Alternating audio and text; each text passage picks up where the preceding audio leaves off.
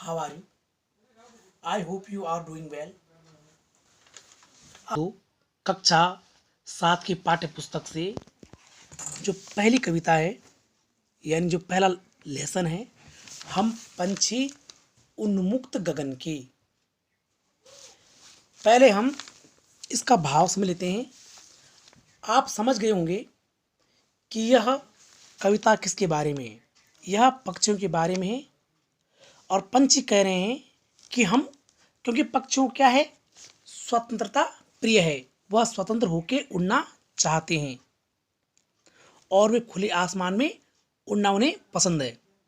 तो पंछी कह रहे हैं कि हम क्या हैं, खुले आसमान में उड़ने वाले हैं और हम पिंजरबद्ध नहीं गा पाएंगे, यानी हम पिंजरे में कैद रहकर नहीं गा पाएंगे। तो इस कविता के रचयिता हैं शिव मंगल सिंह सुमन। हम पंछी उन्मुक्त गगन के, पंजरबद्ध ना गा पाएंगे, कनक तीलियों से टकरा कर पुलकित पंख टूट जाएंगे। पंछियों क्या है, अपनी स्वतंत्रता प्रिय है।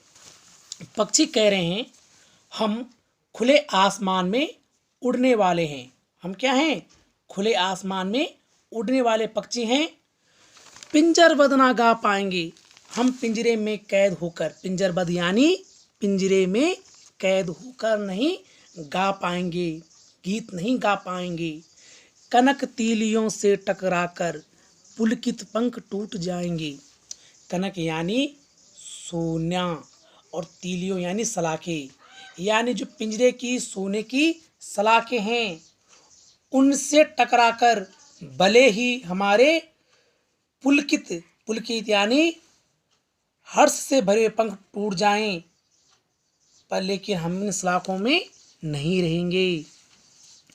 हम बहता जल पीने वाले मर जाएंगे भूखे प्यासे, कहीं भली है कटुकनी बोरी, कनक कटोरी की मैं दासी। पक्षी कह रहे हैं हम बहते हुए पानी को, नदियों के बहते हुए स्वच्छ पानी पीने वाले हैं। हम कैद रहकर भूख प्यास से मर जाएंगे, हम भूख प्यास से मर जाएंगे। कहीं भली है कटुक निबोरी, कनक कटोरी की मैं दासी। तुम्हारी सोने की कटोरी में रखा हुआ जो दाना है, तुम्हारी कनक यानी सोना, तुम्हारी सोने की कटोरी में रखा हुआ जो दाना है, मैदा यानी दाना है, उससे कहीं अच्छा जंगल में मिलने वाला कड़वा नीम है। स्वर्ण श्रृंखला के बंधन में अपनी गति उड़ान सब भूलें, बस सपनों में देख रहे हैं तरु की फुनगी पर के झूले। अर्थात स्वर्ण श्रृंखला, श्रृंखला कहते हैं जंजीर के लिए और स्वर्ण कहता है सोने के लिए। इस सोने की श्रृंखला अर्थात जंजीर में बंधकर हम अपने उड़ने की गति, रफ्तार, वेग, उड़ान सब भूल चुके हैं। कौन कह रही है, चिड़िया कह रही है, पक्षी कह रही है। इस सोने की श्रृंखला अर्थात जंजीर में बंधकर हम अपने उड़ने की गति, रफ्तार, वेग, उड़ान सब भूल चुके हैं, बस सपनों में देख रहे हैं तरु की फुनगी पर के झूले। अब कवि चिड़िया क्या कर रही है, चिड़िया कह रही है केवल अब हम सपनों में उड़ रहे हैं, केवल अब हम सपनों में उड़ रहे हैं और क्या देख रहे हैं कि हम पेड़ की ऊंची ऊंची शाखाओं पर झूल रहे हैं। तरु, तरु यानी पेड़, फुनगी यानी ऊंची ऊंची शाखाओं, ऊंची ऊंची शाखाएं। हम क्या कर रहे हैं, पेड़ की ऊंची ऊंची शाखाओं में झूल रहे हैं।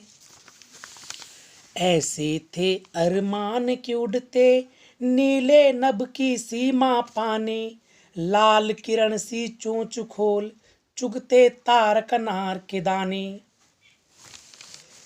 चिड़िया कह रही हैं, कल्पना करते हुए कह रही हैं कि हमारी इच्छा थी कि हम उड़ते हुए नीले आसमान की सीमा तक पहुँचे।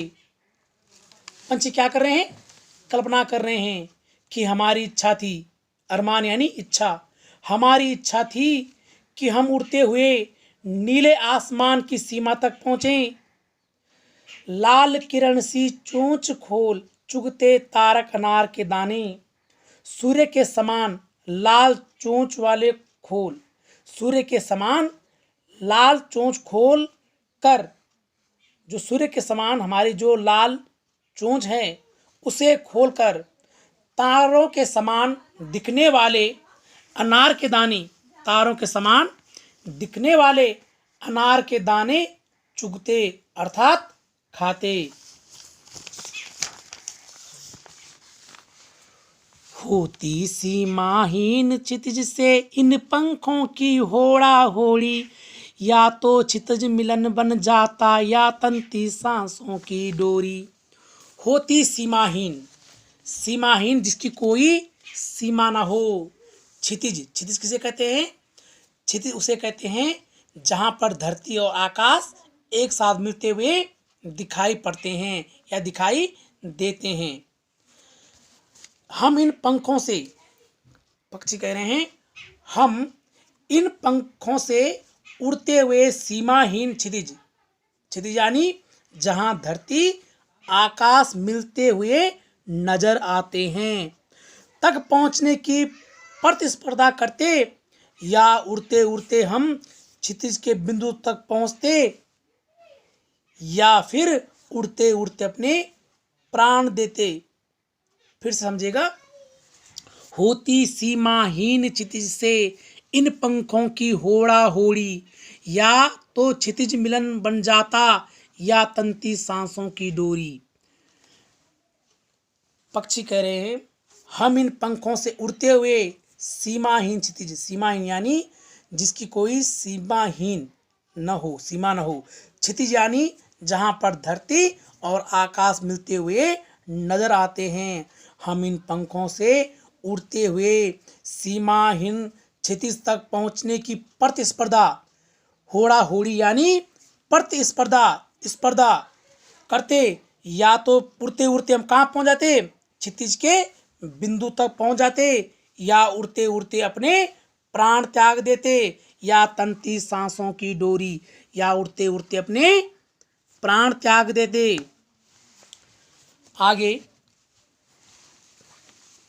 नीर न दो चाहे टहनी का आश्रय छिन्न भिन्न कर डालो, लेकिन पंख दिए हैं तो आकुल उड़ान में विघ्न न डालो। पक्षी कह रहे हैं भले ही तुम टहनी पर घोंसला न बनने दो, भले ही तुम टहनी पर घोंसला न बनने दो, टहनी का एक भी तिनका न दो, हमारे आश्रय को तोड़ डालो, किंतु प्रकृति ने जो पंख दिए हैं उड़ान भरने के लिए, प्रकृति ने जो पंख दिए हैं उड़ान भरने के लिए, हमारी उत्सुकता से भरी उड़ान में बाधा ना डालो, हमारी उत्सुकता से भरी उड़ान में बाधा ना डालो, अर्थात हमें स्वतंत्रता पूर्वक उड़ान भरने दो। समझे आप? पहले आपको डियर स्टूडेंट, सबसे पहले आपको क्या करना है? सबसे पहले आपको अपनी उत्तर पुस्तिका पर इस पोएम को नोट कर लेना है। उसके बाद सबसे पहले लिखना है संकेत। संकेत जैसे संकेत लिखोगे उसके बाद में आप हम पंछी डैश डैश डैश, अब पंख टूट जाएंगे, ये हो गया आपका संकेत। उसके बाद लिखोगे आप संदर्भ। संदर्भ कैसे लिखोगे आप? संदर्भ आप ऐसे लिखोगे प्रस्तुत पद्यांश या पद्यखंड हमारी पाठ्य पुस्तक बसंत भाग 2 के हम पंछी उन्मुक्त गगन के नामक पाठ से लिया गया है, और इसके रचयिता या रचनाकार शिव मंगल सिंह सुमन हैं। उसके बाद आएगा प्रसंग, अब प्रसंग के बाद आएगा व्याख्या। ये आपके लिए होमवर्क रहेगा। होमवर्क है आपका, फिर से ध्यान दीजिएगा। होमवर्क रहेगा आपका, आपने तो पहले जो यहाँ से हम पंच उन्मुख गगन से लेकर विघ्न डालो यहाँ तक पोयम को नोट करना है। उसके बाद संकेत, उसके बाद फिर संदर्भ, उसके बाद प्रसंग, उसके बाद व्याख्या।